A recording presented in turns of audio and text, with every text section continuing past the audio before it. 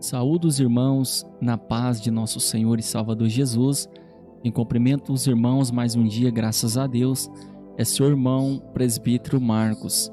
Então, irmãos, vamos aqui mais um dia estar aqui meditando na palavra de Deus, mais um dia abençoado, para que nós estejamos nos edificando uns aos outros na presença do Senhor. Vamos então continuar o estudo sobre a lei e a graça, né, irmãos? Vamos continuar. Nós já analisamos sobre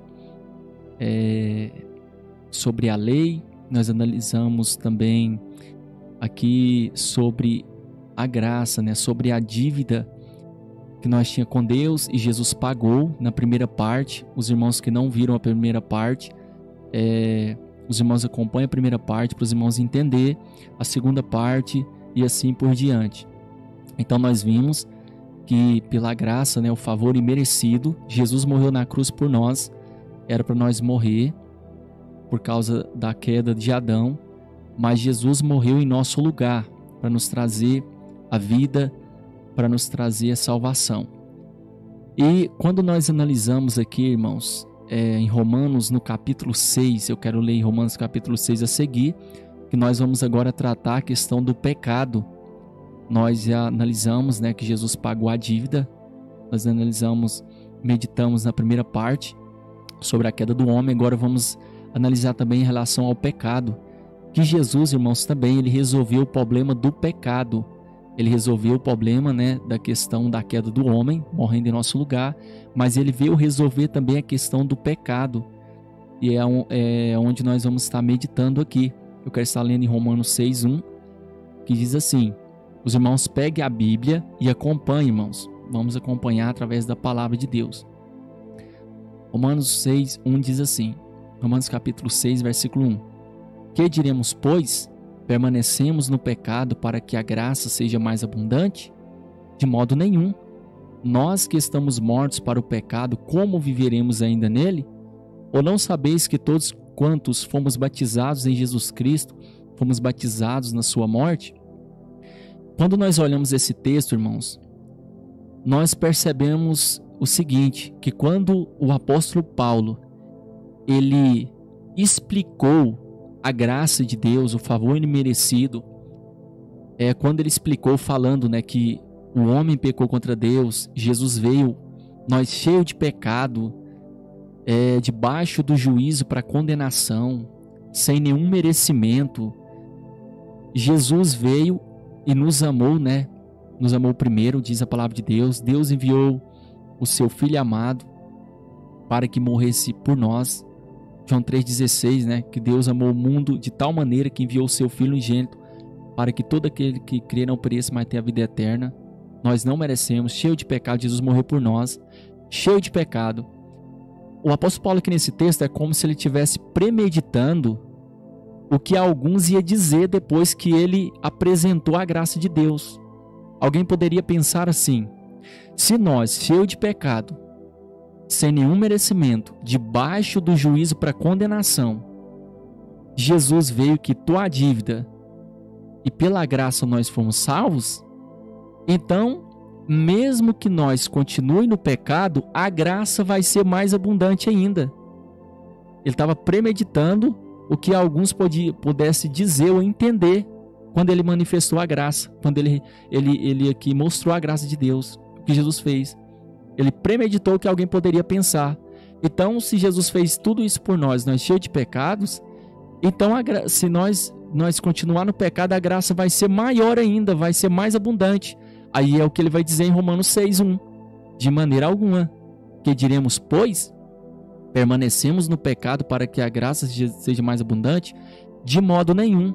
Nós que estamos mortos para o pecado, como viveremos nele?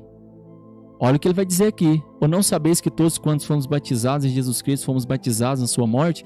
O apóstolo Paulo está dizendo assim, olha, isso não é possível. A pessoa que aceitou Jesus quita a dívida, mas também ele resolve o problema do pecado. Ele está dizendo que não tem como vocês permanecer no pecado. Por que não tem como? Porque a pessoa que aceita Jesus, ele recebe o Espírito Santo de Deus e essa pessoa, ela está morta para o pecado. Então não é possível uma pessoa que aceitou a fé permanecer no pecado. E ele vai dizer, por que ele usa essa expressão aqui, ó? De modo nenhum. Nós que estamos mortos para o pecado, como viveremos nele? Ele usa essa expressão que nós estamos mortos para o pecado. Ele está falando do que, irmãos? Ele está falando da natureza pecaminosa que está no nosso corpo. Ou seja, quando a pessoa aceita Jesus, ele recebe o Espírito Santo. E o Espírito Santo liberta essa pessoa da natureza pecaminosa, do velho homem. Ou seja, ao que diz aqui em Romanos, capítulo 8, versículo 1 e 2. Portanto, agora nenhuma condenação há para os que estão em Cristo Jesus, que não anda segundo a carne, mas segundo o Espírito. Porque a lei do Espírito de vida em Cristo Jesus me livrou da lei do pecado e da morte. Olha o que Paulo vai ensinar aos romanos. Que a lei do Espírito nos livrou da lei do pecado, que está em nosso corpo. Vamos ver vários textos que falam que esse pecado, que a lei do pecado está no nosso corpo. Está no nosso corpo. A lei do pecado é a natureza pecaminosa. Olha essa palavra aqui, ó. Me livrou da lei do pecado e da morte. Essa palavra me livrou quer dizer tornar livre. Colocar em liberdade do domínio do pecado. Ou seja, o Espírito Santo nos livrou do domínio do pecado. Ou nos livrou do domínio da lei do pecado. Ou seja, essa palavra lei que diz assim, ó, lei do Espírito e lei do pecado, essa palavra lei, ela quer dizer uma coisa só. Ela quer dizer lei mesmo. Ela significa a mesma coisa, essas duas palavras, lei do Espírito e lei do pecado, significa a mesma coisa. Então, o que é a lei do pecado? Que é a natureza pecaminosa que está no nosso corpo. O que é a lei do pecado? É o que está em Gálatas.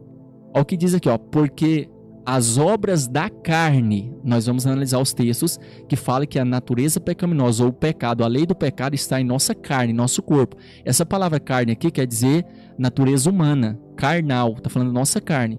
Porque as obras da carne são manifestas. Aqui está falando da lei do pecado. O que é a lei do pecado? As quais são? Porque as obras da carne são manifestas, as quais são?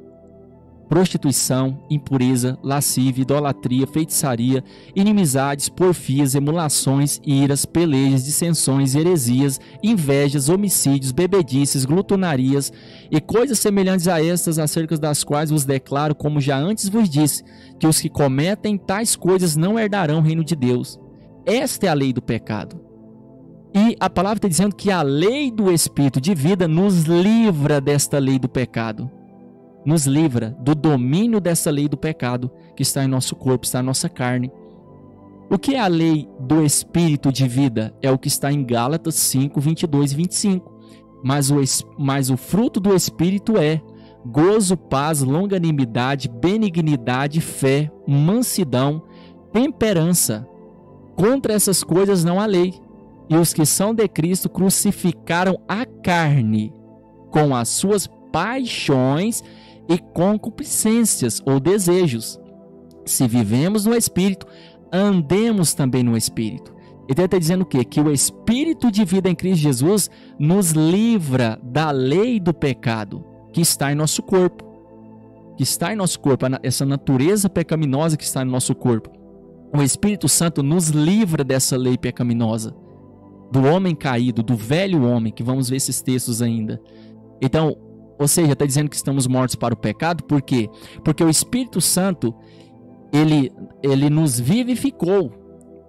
O Espírito Santo nos vivificou, a nossa alma. Olha o que diz aqui em Gálatas 5, 16 e 17. Em Gálatas capítulo 5, 16 e 17. Digo, porém, andai em espírito e não cumprireis a concupiscência da carne, porque a carne cobiça contra o espírito, e o espírito contra a carne, estes opõem-se um contra o outro, para que não façais o que quereis. Então ele está dizendo que quando andamos no espírito, não tem como nós cumprir os desejos da carne, da natureza pecaminosa. Porque a carne cobiça contra o espírito. Quer dizer o quê? Que a lei do pecado é oposta à lei do espírito. Olha aqui, e o espírito contra a carne, ele opõe-se contra a carne. Estes opõem-se, olha aqui, opõem-se um contra o outro para que não façais o que quereis. Então, o Espírito Santo é que combate contra esses desejos pecaminosos que está na nossa natureza pecaminosa, que está em nosso corpo, do nosso corpo. Ele opõe-se, é ele que nos livra do poder do pecado. O pecado já não tem força contra nós, não tem domínio sobre nós. Porque o Espírito de Deus opõe-se contra a nossa carne para que nós não façamos o desejo da nossa carne. Porque o Espírito de Deus nos vivificou. É o que está em Efésios capítulo 2, do versículo 1 ao 3. Que diz assim: e vos vivificou. Quer dizer o quê? Nos deu vida, estando vós mortos em ofensas e pecados. E vos vivificou, estando vós mortos em ofensas e em pecados, em que no outro tempo, olha aqui, no tempo em que nós não tínhamos o Espírito Santo, andaste segundo o curso deste mundo, segundo o príncipe da potestade do ar, do espírito que agora opera nos filhos da desobediência. Nós éramos filhos da desobediência, entre os quais todos nós também antes andávamos nos desejos da nossa carne. Olha aqui, os prazeres da natureza pecaminosa, os desejos da natureza pecaminosa. Andávamos nos desejos da nossa carne, fazendo a vontade da carne. Nós andávamos fazendo a vontade da carne, dos pensamentos. Olha aqui, ele está falando aqui que a natureza pecaminosa, ela nos guiava, nos controlava, não tínhamos poder de decisão. Então, está dizendo o quê? Andávamos nos desejos da nossa carne, fazendo a vontade da carne e dos pensamentos. Por isso que Jesus vai dizer que do nosso coração vem todo tipo de pensamentos, todo tipo de males, adultério, prostituição e tudo de ruim, que nós já lemos em Gálatas falando das obras da carne, que a natureza humana, a natureza pecaminosa governando a nós. Olha o que vai dizer: e éramos por natureza filhos da ira. Quem é filhos da ira aqui que ele está dizendo? Aqueles que estão debaixo do juízo para condenação, que é o pecado original, o pecado de Adão. Éramos por natureza, éramos. Ele está dizendo aqueles que, quando eles não tinham Jesus, éramos por natureza filhos da ira como os outros também. Que outros é esses? É todos aqueles que ainda não têm Jesus. Todos estão debaixo da ira. Já vimos esse texto já na primeira parte. Que aquele que não tem o filho, não tem a vida. E a ira de Deus sobre ele permanece. Se eu não me engano aqui, é João capítulo 3, 32, acho que é o 32. Mas é João capítulo 3, bem no finalzinho do capítulo 3. Então, aqui ele está dizendo, e nos vivificou. Ele vivificou o quê? Ele vivificou a nossa alma, o nosso ser. A nossa alma é a sede da consciência própria, da razão, das emoções, do sentimento e do intelecto humano. Intelecto, dos pensamentos. Então, o Espírito Santo, ele vivificou a nossa alma, que é o nosso ser. Não é o corpo que é a sede do ser humano, é a alma. E o pecado está em nosso corpo. Olha o que diz em 1 Pedro capítulo 2, versículo 11. Amados, peço-vos como a peregrinos e forasteiros. Quer dizer o quê? Que nós não fazemos parte dessa terra mais. Somos peregrinos e forasteiros. Amados, peço-vos como a peregrinos e forasteiros, que vos abstenhais das concupiscências carnais. Olha aqui, concupiscências carnais que combatem contra a alma. Essa palavra que desejos carnais quer dizer o quê? Que tem a natureza da carne, que pertence à carne, que é governado pela mera natureza humana. Então está dizendo o quê? Abster. Essa palavra abster, ela quer dizer guardar-se, refrear-se, abster-se das concupiscências carnais, da natureza pecaminosa que está em nossa carne, que combatem contra a alma.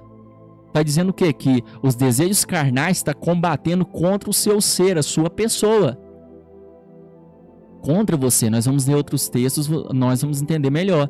Que combate contra a alma. Quem está opondo contra a carne para que nós não façamos o que queremos? O Espírito Santo de Deus.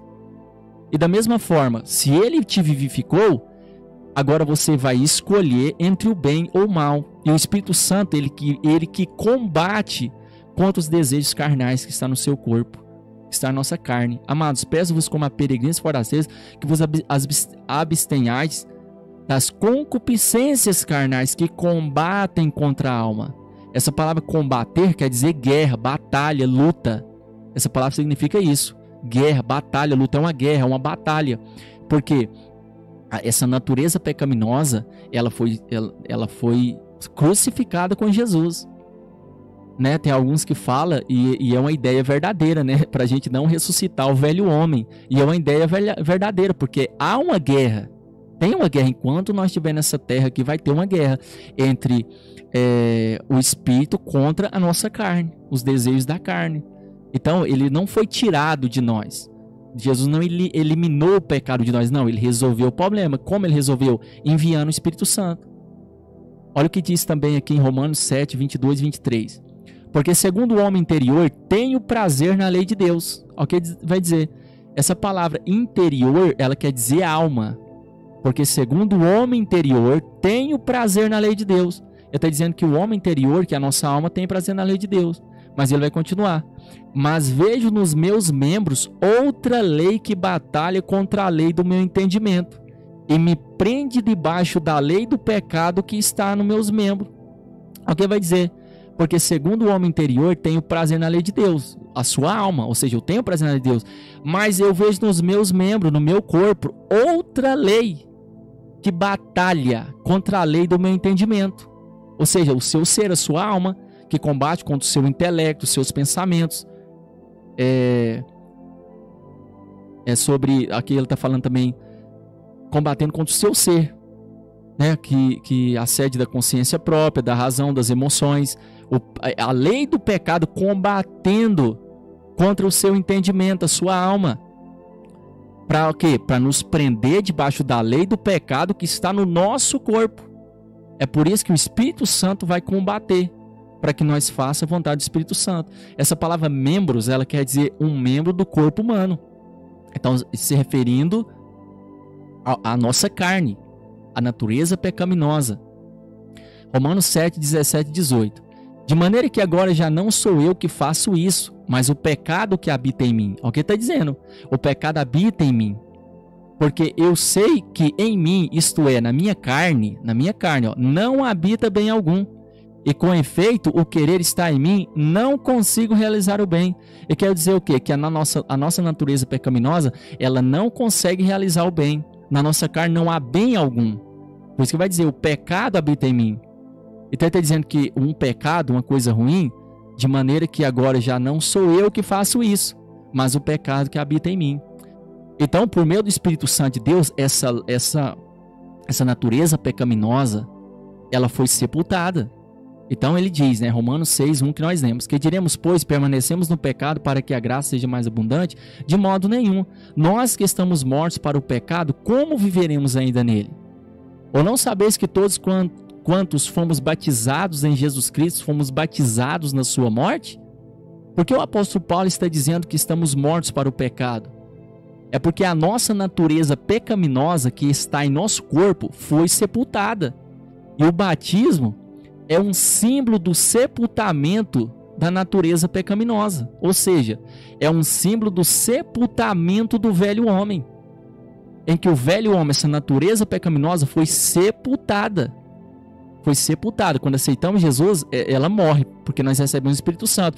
E pelo batismo, nós sepultamos essa velha natureza pecaminosa. Sepultamos. Por que ela é sepultada?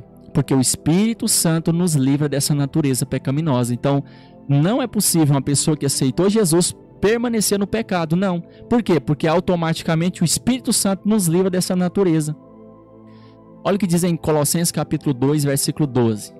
Sepultados com ele no batismo, nele também ressuscitastes pela fé no poder de Deus, que o ressuscitou dos mortos.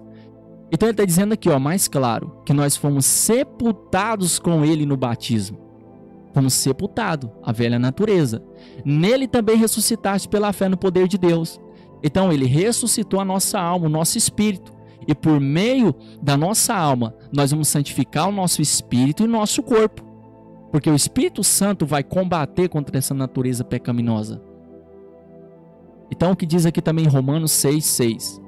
Sabendo isto, que o nosso velho homem foi com ele crucificado, para que o corpo do pecado seja desfeito, a fim de que não sirvamos mais ao pecado.